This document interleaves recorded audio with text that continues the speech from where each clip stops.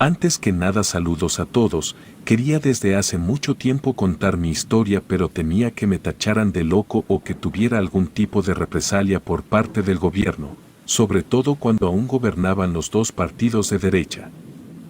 Pero contar mis vivencias dentro de la policía me ayudará a sanar viejas heridas y quizás pueda al fin exorcizar viejos fantasmas y recuerdos angustiantes que aún hoy, con tanto tiempo de por medio, se niegan a diluirse en mi mente, por lo que no he tenido paz desde entonces hasta hoy.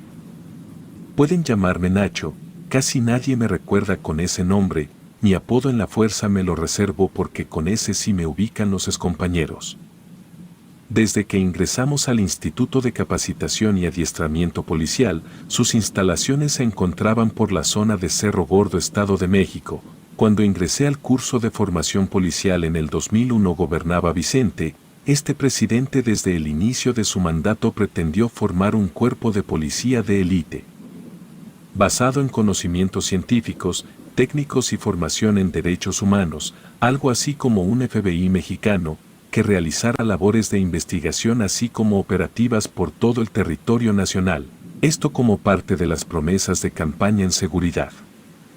Cuando andaba en campaña y prometía sacar al partido que mandaba en ese momento de Los Pinos y gobernar de manera distinta, en teoría para beneficio de todo el pueblo, y entre muchos cambios que implementó fue la creación de la Agencia Federal de Investigación, o más conocida como AFI, sucesora de la muy temida Policía Judicial Federal. Con este cambio en su estructura, misión y visión se pretendía profesionalizar a sus elementos, ya que para ser aspirantes se requería que tuviéramos estudios mínimos de preparatoria o conocimiento en labores de seguridad, por lo que también la convocatoria estaba abierta a militares no desertores, como en mi caso.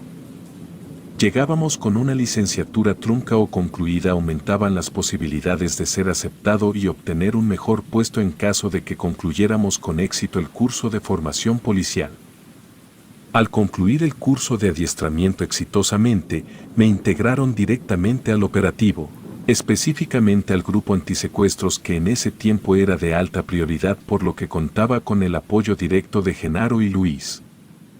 Y según las necesidades del servicio se nos iban asignando casos de personas desaparecidas, debíamos dar continuidad a la investigación iniciada previamente, corrigiendo errores y siguiendo todas las líneas de investigación que el caso presentara. Uno de los casos que más recuerdo, sobre todo porque fue de los primeros de alto perfil al que fui asignado, fue el de una mujer a la que llamaré Kenny. La investigación de su desaparición era de muy alta prioridad para la agencia, pues el padre de la desaparecida era un rico empresario que integraba el grupo Amigos del Presidente.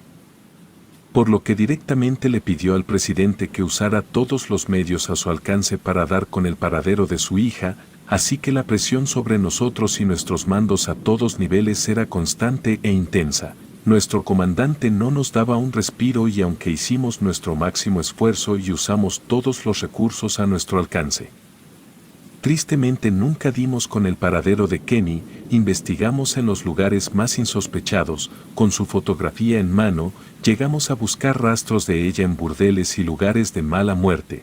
No dejábamos ninguna línea sin seguir, toda pista era importante. Acudimos varias veces al servicio médico forense a preguntar si entre los cuerpos femeninos que iban llegando y tuvieran la edad y complexión de Kenny. Visitamos varios cementerios e interrogábamos a los trabajadores por si habían sepultado, cremado algún cuerpo con las características de la mujer que buscábamos.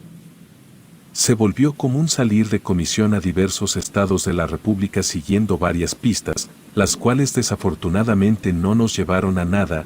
Era muy frustrante, pues sentíamos como si buscamos un fantasma, pues sabíamos por una plática con sus padres que su hija en la adolescencia escapó de su casa y se pudo esconder tan bien que no fue encontrada hasta que ella se decidió a regresar. Medios económicos nunca le faltaron, pues su familia era dueña de varias empresas y sus padres la proveían abundantemente de recursos para hacer lo que quisiera, incluso si llegaba a visitar otro país.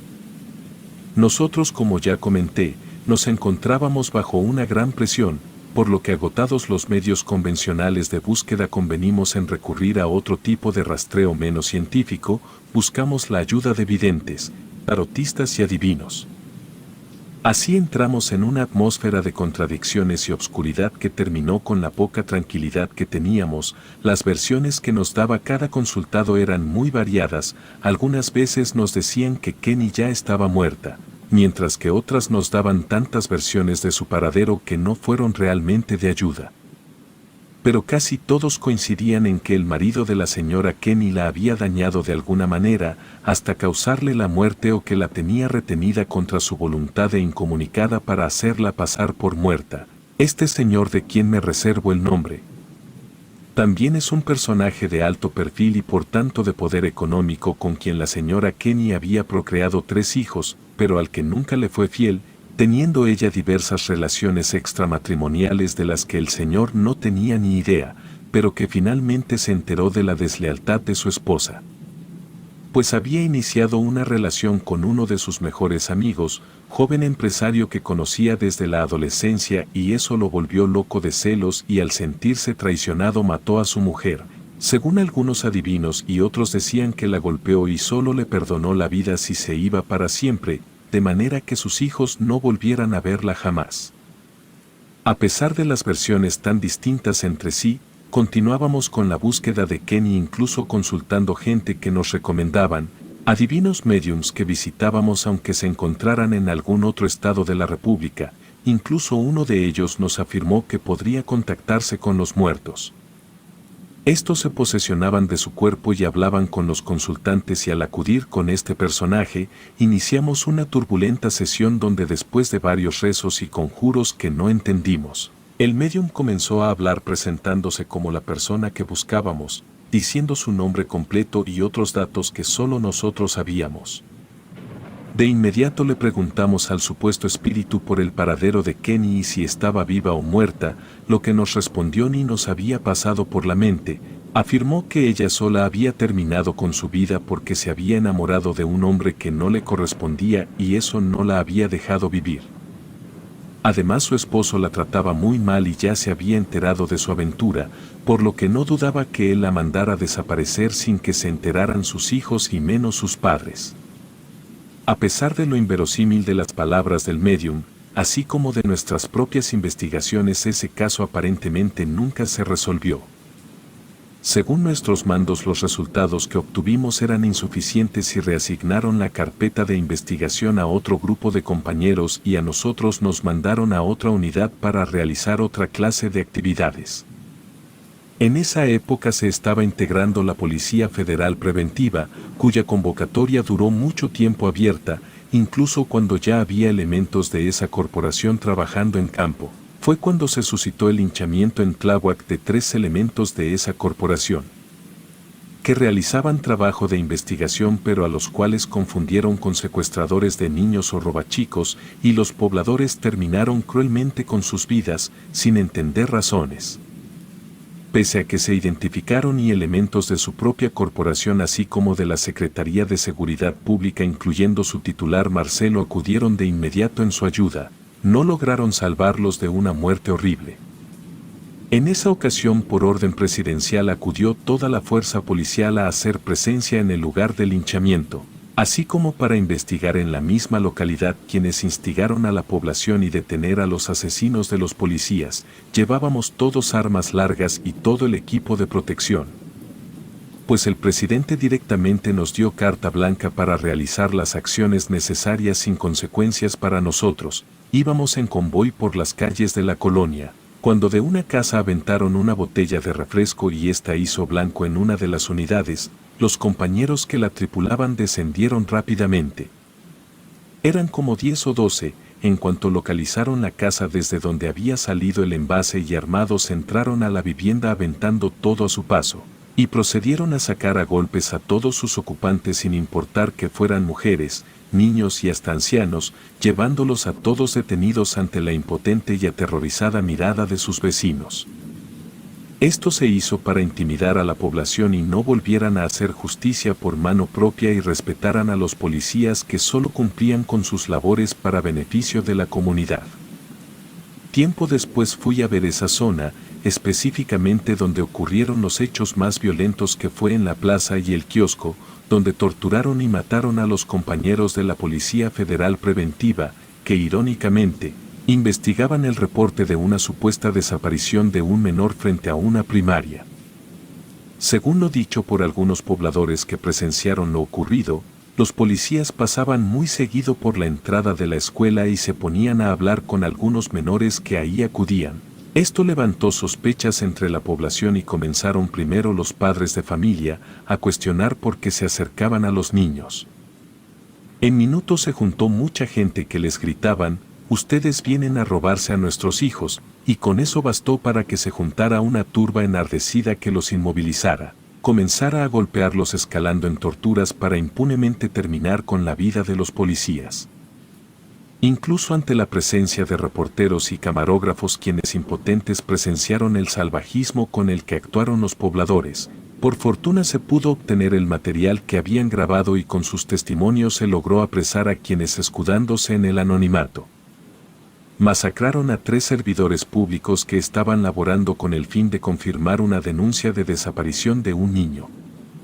Los vendedores que frecuentan el kiosco recuerdan con tristeza ese acontecimiento que dejó una huella en la comunidad, pues afirman que tanto ellos, como quienes visitan la plaza sienten el ambiente pesado y tan incómodo que prefieren retirarse. Pues la vibra en el lugar es horrible y algunos comerciantes de la zona aseguran haber escuchado quejidos y gritos en la noche, cuando ya no hay nadie cerca. También afirman que llega a percibirse en el ambiente un olor horrible a carne quemada y se ven sombras cruzando la plaza, aterrando a quienes tienen la mala fortuna de pasar cerca de ahí. Yo sí creo en lo que dicen, pues los compañeros sufrieron lo inimaginable al perder la vida. Mi madre, que desde niña aprendió magia en su natal Oaxaca, me dijo que en esos casos las almas no pueden descansar, pues no dejaron que cumplieran con su misión en la tierra. Además de que su muerte había sido muy violenta e injusta, ella hacía trabajos buenos y malos y siempre encomendándose a antiguas deidades en dialecto zapoteca, las cuales hacían siempre lo que les pedía. Y al saber lo que le pasó a los compañeros de la Policía Federal Preventiva, nos hizo un ritual de protección a mí y a mis 2 hermanos que ingresaron a la Procuraduría General de Justicia del Distrito Federal y a la Policía Bancaria e Industrial. Gracias a lo que hizo por nosotros y a pesar del alto riesgo que conllevaba nuestra ocupación, nunca fuimos heridos o sufrimos de mal alguno. En la Agencia Federal de Investigaciones comenzaron a comisionarme junto con muchos de mis compañeros de diversas áreas para integrar los operativos que se implementaron por todo el país. Algunos en los que participé fueron el Operativo Jaguar, que se extendió desde el centro hasta el norte de México, y el Operativo Tamaulipas, que comprendía esa plaza tan importante para el crimen organizado. En cada localidad que llegábamos siempre buscamos casas o departamentos en lugar de hoteles, pues sabíamos que nuestra estancia no sería corta. En Guanajuato tuvimos la oportunidad de rentar una casa donde cabíamos todos. Por el precio del alquiler tendríamos acceso a todos los servicios. El lugar contaba con varios muebles, lo que nos pareció aún mejor. En cuanto nos instalamos y acomodamos nuestras cosas, fuimos en los vehículos a la sede local de la agencia. Y al regresar ya de noche nos acostamos a descansar, pero nadie pudo hacerlo, pues se empezó a escuchar mucho ruido. Creímos que alguno de los vecinos azotaban sus puertas hasta que vimos nosotros mismos, como las puertas de los cuartos se abrían y cerraban sin que nadie las tocara. Escuchamos a alguien que corría de una habitación a otra. Nuestras cosas las encontrábamos en otro lugar donde no recordábamos haberlas dejado. Esta situación comenzó a causar discusiones entre nosotros, porque creíamos que alguno de los compañeros quería hacerse el gracioso, pero todo cambió la madrugada en que fuimos despertados por el grito horrible de una mujer. No ubicábamos de dónde se originaba, pero se repitió varias veces más. Era un grito breve pero cargado de dolor. En momentos se escuchaba como si quien gritaba estuviera a nuestro lado, para luego oírse en la sala, en los cuartos y hasta en el patio. Eso acabó con nuestra tranquilidad y nos llenó de miedo, tanto que nadie pudo volver a dormir, principalmente porque no había mujeres en el grupo, así que no sabíamos quién o qué se había escuchado. A pesar del susto de esa noche nos negábamos a dejar la casa, porque ya nos habíamos acomodado muy bien. Se nos ocurrió pagar un mes completo y sabíamos que aparte de que no nos devolverían el dinero que pagamos, también tendríamos que buscar nuevamente. otra vivienda y pagar otra vez, por lo que tratamos de solucionar la situación. Yo opté por llamarle a mi madre para contarle lo que nos había pasado y pedirle unos cuantos consejos que ayudaran a remediar esa situación, que nos tenía a todos con los nervios a flor de piel. Mas no obtuve la ayuda que deseaba, pues mi mamá dijo que si ahí había un alma, tendríamos que salirnos nosotros y no intentar sacarla a ella. Solo me dijo que rodáramos un coco en cada habitación y rincón de la vivienda, al tiempo que rezáramos Padres Nuestros, Ave Marías, jaculatorias y todo lo que supiéramos. También debíamos conseguir agua bendita para rociar, tanto adentro como afuera de la propiedad, y así lo hicimos. Nos dimos un tiempo y conseguimos todo lo que necesitábamos. Y ya estando todos juntos en la noche comenzamos a hacer lo que mi mamá nos indicó, rodamos los cocos por cada habitación rezando en grupo. Regamos agua bendita hasta en el patio y la reja, juntamos los cocos en una bolsa negra y los dejamos en la puerta principal para tirarlos al irnos, pero grave error. En la noche escuchamos ruidos que en un principio no pudimos identificar, pero que al encontrar de dónde provenían nuestro desconcierto fue total, eran los cocos. Habían explotado todos, incluso rompiendo la bolsa que los contenía, dispersando pedazos de todos tamaños que llegaron hasta la otra banqueta, a la vez que un olor asqueroso como a podrido inundaba el ambiente.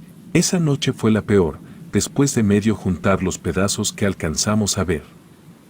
Nos fuimos a dormir inquietos por lo sucedido, pero no pasó mucho tiempo, cuando en toda la casa se escuchaban sollozos y un llanto de mujer que, además de asustarnos horriblemente, nos produjo una sensación de congoja así como de tristeza y desesperanza, que terminó por hacernos salir de ahí y subirnos en las camionetas como si nos hubiéramos puesto de acuerdo, a esa hora y sin nuestras pertenencias. No teníamos a dónde ir y lo único que se nos ocurrió fue refugiarnos en las instalaciones de la Procuraduría General de la República. Llegando todos en plena madrugada pretextando que en la casa donde nos quedamos había chinches y no podíamos dormir, quedándonos en las áreas de descanso, en los pasillos y hasta en los vehículos. Meses después fui asignado al operativo Tamaulipas, ya en el sexenio de Felipe, y los enfrentamientos con los carteles estaban a la orden del día. Casi no teníamos un momento de descanso, cuando no estábamos en las camionetas recorriendo las poblaciones. Andábamos en los helicópteros o recibiendo indicaciones en las instalaciones de la Procuraduría General de la República para realizar vigilancias, allanamientos, detenciones y otras actividades teóricamente para controlar el crimen organizado, tal como supuestamente ordenó el presidente, pero esa gente nos superaba por mucho, pues implementaban estrategias que continuamente nos tomaban por sorpresa. En Internet se puede encontrar cada uno de los hechos aquí narrados, pues fueron de conocimiento público. Desgraciadamente participé en eventos que me dejaron secuelas psicológicas. Continuamente tengo pesadillas que me muestran de la peor manera acontecimientos traumáticos, en los que por mi trabajo me vi involucrado junto a varios compañeros que seguramente también sufren de secuelas. Una de las peores acciones en las que participé fue cuando los internos del Centro de Readaptación Social de Reynosa, Tamaulipas, se amotinaron y tomaron el penal. Los custodios se vieron sobrepasados casi de inmediato y nuestros mandos ordenaron que apoyáramos a la policía estatal para retomar el control del penal. Nos fue proporcionado equipo antimotines y armas largas para ingresar al cerezo que parecía la antesala del infierno. Los presos se juntaron e incendiaron las colchonetas. Traían armas fabricadas con objetos diversos, como cepillos dentales, peines y otras cosas. Pero también algunos portaban armas reales que de algún modo les habían ayudado a introducir. Con ellas hirieron a varios reos y custodios. Estos últimos por fortuna lograron resguardarse en un área especial. Los internos que pertenecían a un cartel peleaban contra otros presos de carteles rivales, lo cual produjo una masacre de proporciones insospechadas. Algunos fueron arrojados a las pilas de colchones y ropa que ardían sin control. Cuando el hecho se mencionó en los noticiarios, solo mencionaron que hubo 2 muertos, pero yo que estuve ahí puedo afirmar que los cuerpos de los fallecidos se apilaban en las celdas y pasillos de las instalaciones. Fue realmente un baño de sangre. Hubo momentos en que para poder pasar debíamos caminar sobre los montones de cuerpos, algunos de ellos quemados. Pero principalmente quienes no habían podido salir de las celdas fueron quemados vivos al arrojarles trapos y otros objetos mojados en aceite. Ellos no tuvieron ninguna oportunidad de sobrevivir. Retomar el control de la cárcel causó aún más bajas, pues hubo que abatir a quienes portaban armas de fuego. Por fortuna eso y otras cosas que ocurrieron durante el tiempo que duró el motín no salieron a la luz pública, pero la revuelta que ocasionaron los presos no solo ocasionó heridos y muertos. Muchos de los que participaron fueron trasladados a otros penales dentro y fuera de Tamaulipas, y los internos que quedaron en ese centro de readaptación social en Reynosa, empezaron a quejarse con los custodios y estos a su vez ante la dirección del penal de visiones horrendas. Decían ver deambulando por las celdas y pasillos a reos que murieron en el motín, los veían horriblemente lesionados, con heridas sangrantes y agujeros de bala, otros presentaban atroces quemaduras, emitiendo llantos y gritos que transmitían todo el dolor y el horror que padecieron al morir. Otros solo veían sombras muy negras que entraban y salían de las celdas, como si los barrotes no existieran. Se volvió común percibir en el ambiente un persistente olor a quemado y ver cómo de la nada aparecía humo negro, como el que despiden objetos quemándose. Esto provocaba alarma tanto entre reclusos como también en los custodios, que también eran testigos de todo aquello. Cada que veían humo se apresuraban a buscar su origen, pues pensaban que algo se incendiaba, pero no encontraban más que un olor asqueroso a objetos y carne quemada. Muchos internos y custodios pidieron cambio de penal, pues los fenómenos paranormales iban en aumento y ya era un infierno estar ahí. Lo último que supe de ese cerezo fue que ya nadie quería estar ahí, y que hicieron muchas cosas para que las apariciones pararan y los que ahí murieron pudieran descansar en paz y dejar vivir a los presidiarios su tiempo de reclusión solo con la rutina de la cárcel, sin el horror que dejó el motín, mismo que sufrían hasta los reos que fueron recluidos después de la revuelta en el penal y que por tanto no tenían idea de lo que verdaderamente se vivió. Mi grupo y yo fuimos trasladados a una base de operaciones mixtas que se encontraba en un estado del centro del país. Allí realizamos otro tipo de operaciones en conjunto con elementos del ejército, así como de otros cuerpos de seguridad.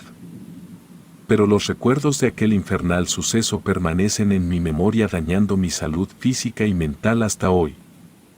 En 2011 la entonces titular de la Procuraduría, Marisela, dio de baja a muchos elementos, con el argumento de que no aprobamos los exámenes de control de confianza.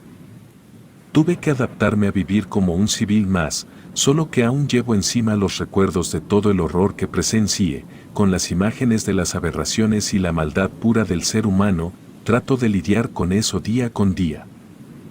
Hoy lo hago sin ayuda, pues mientras vivió mi madre ella me ayudaba limpiándome y exorcizando temporalmente los fantasmas que invaden mi mente con sus rezos en dialecto zapoteca, pero hoy que ya no está, tengo que soportar sin ayuda lo que me atormenta. Ella murió de una manera dolorosa. Antes quedó postrada en una silla de ruedas donde día con día la diabetes y un trabajo de brujería que no debió hacer la fueron consumiendo. Quiso dejar sin caminar a una persona que siempre odió, a pesar de que ésta nunca le hizo ningún mal y en verdad por poco lo logra, pero para sorpresa y horror de todos en casa. Vimos cómo ese trabajo se le regresó multiplicado, pues aquella persona está protegida por la Santa Muerte, y ella le regresó el trabajo a mi madre potenciado, causándole imposibilidad para mover y sentir sus piernas. Aunque mis hermanos y yo la llevamos con varios médicos de gobierno y hasta particulares, ninguno pudo siquiera determinar el origen de su enfermedad. Incluso realizándole varios estudios tampoco pudieron mejorar en nada su condición. Por lo que ella misma llegó a la conclusión que el último trabajo que hizo la dejó en esa triste y dolorosa condición, resignándose a vivir sus últimos días y caminar, aunque no fue por mucho tiempo. Una descompensación en su diabetes puso punto final a su vida y a su sufrimiento. A mí me correspondió quedarme en la que fue casa de mis padres, donde nacimos y crecimos, y yo fui el encargado de deshacerme de las posesiones de mi difunta madre, donando su ropa en buen estado y descubriendo en su recámara una multitud de hierbas, piedras, trozos de tela, frascos con extraño y repulsivo contenido. Algunos estaban etiquetados con nombres de gente conocida y así como de personas que nunca escuché nombrar, pero absolutamente todos marcados con unos símbolos que en mi vida había visto. También encontré restos de animales, unos disecados y otros solo eran la piel y los huesos de criaturas que alguna vez tuvieron vida. Pero mi madre o alguien más consideró que eran de mayor utilidad terminar con ella y usar los despojos. No fue tan complicado deshacerme de todas esas cosas raras de mi mamá, ni yo ni mis hermanos sabíamos usar nada de lo que ella usaba para sus trabajos, pues nunca nos quiso enseñar el sinfín de conocimientos que ella adquirió desde que nació en la Sierra de Oaxaca y cuando se vino a vivir al Estado de México.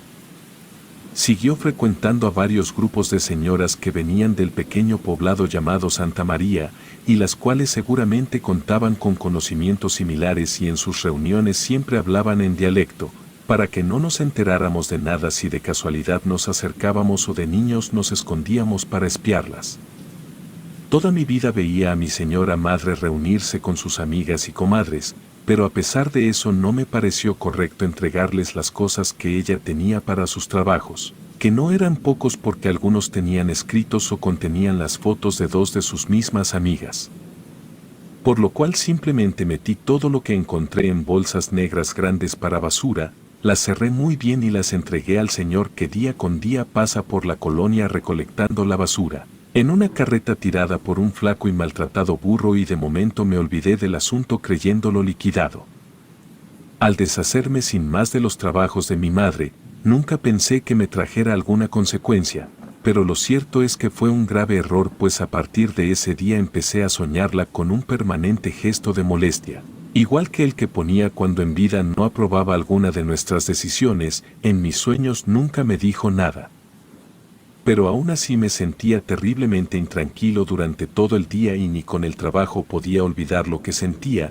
Era una sensación tan abrumadora que en más de una ocasión me hizo cometer errores graves, de cuyas consecuencias me salvé por muy poco. Además comencé con una época de mala suerte, padeciendo de todo tipo de eventos desafortunados, desde extraviar dinero o artículos importantes como mi teléfono celular, documentos para realizar trámites, entre muchos que no logré recuperar. Lo más grave me ocurrió cuando choqué en una moto de alta cilindrada que había logrado conservar. Y ya la usaba muy poco, pues en el trabajo que logré conseguir no ganaba ni por mucho lo que me pagaban estando en la fuerza, y el mantenimiento de la moto se volvió una carga entre gasolina, refacciones y composturas. A veces ya no me quedaba dinero ni para comer. Estaba considerando venderla y comprar una de baja cilindrada cuando me accidenté y la máquina fue pérdida total. La aseguradora no cubrió nada, pues me había atrasado con el pago de la póliza y como trabajo por contratos, no tengo ninguna clase de prestaciones. Así que tuve que adquirir fuertes deudas para cubrir mis gastos médicos y los de la novia con la que salía entonces. Ambos conservamos la vida de milagro. Yo resulté con golpes en todo el cuerpo, el pie derecho fracturado y extensos raspones que me dejaron horribles cicatrices, pero quien se llevó la peor parte fue mi novia, pues sus lesiones fueron de mayor consideración. Sufrió contusión cerebral, fractura en brazo y antebrazo derechos y raspones extensos que requirieron tratamiento especializado, lo cual no evitó que en su piel quedaran cicatrices más notorias y desagradables que las que tengo yo. Debido a ese horrible accidente los dos perdimos nuestros empleos y ella, después de meses en tratamiento médico y rehabilitación, mismos que debí costear en su totalidad, simplemente me botó de su vida culpándome por lo ocurrido, así como por las secuelas y el dolor que permanentemente sufre. Intenté por todos los medios continuar con nuestra relación, pero no quiso ya saber de mí, quedándome solo, desempleado y muy endeudado. Me costó mucho tiempo conseguir empleo y aunque también trabajo según los contratos que me vayan dando, obvio que nunca son mayores a 4 meses para no crear antigüedad ni tener derecho a la basificación. Por lo menos me ha ayudado a sobrevivir, así como empezar a pagar las numerosas deudas que adquirí. No lograba entender la situación tan mala que atravesaba, hasta que en una reunión con motivo de recabar fondos para la fiesta del santo patrono del pueblo de mis padres, a la que año con año asistimos a mediados de agosto, Mis familiares se enteraron de toda la serie de infortunios que estaba viviendo y una tía, hermana menor de mi mamá, quien también participaba en las reuniones con las demás señoras del pueblo cerca de nuestra casa, me preguntó si conocía a alguien que me deseara algún mal, como para hacerme un trabajo de brujería, pero aunque había tenido problemas con algunas personas, no creía que fueran tan fuertes como para quererme perjudicar tanto, y continuando con la plática se me ocurrió contarle que continuamente soñaba a mi mamá siempre enojada, pero que en vida nunca tuve algún problema con ella, ni se había ido enojada conmigo al morir. Y no sé por qué se le ocurrió preguntarme el destino de las cosas que mi madre había dejado. Le dije que yo me había encargado de donar unas y tirar otras. Ella muy seria quiso saber específicamente si entre lo que deseché se encontraban una serie de frascos, veladoras y demás objetos con los que ella trabajaba sus encargos. Al contestarle que tiré todo sin ninguna averiguación ni trámite, se puso pálida y me dijo que todos los artículos que yo no conocía tuve que habérselos entregado a ella o a alguna de las señoras del pueblo, con las que se reunía para que ellas los terminaran o les dieran camino sin consecuencias para mí, ya que alteré el curso de las energías y ahora las deidades que ayudaban a mi madre se encargaron de cerrarme los caminos y causarme mucho daño, debido a la falta de respeto que significaron mis acciones. Al escuchar eso quise saber si ella podría ayudarme a retirar todo el mal que me agobiaba, o con quién podría acudir, pero su respuesta me dejó desolado. Lo que hice ya no tenía remedio alguno y tal vez lo poco o mucho que me quedara de vida tendría que sufrir las consecuencias de mi negligencia. Y cierto es que así ha sido, pues a pesar de ser profesionista solo consigo trabajos muy mal pagados. Mis relaciones amorosas no me duran y mis parejas me dejan sin ninguna explicación, pero lo que me hace sufrir más que cualquier otra cosa es seguir soñando a mi madre, invariablemente con gestos de enojo y decepción, haciéndome pensar que por culpa mía ella no podrá descansar en paz. Relato anónimo.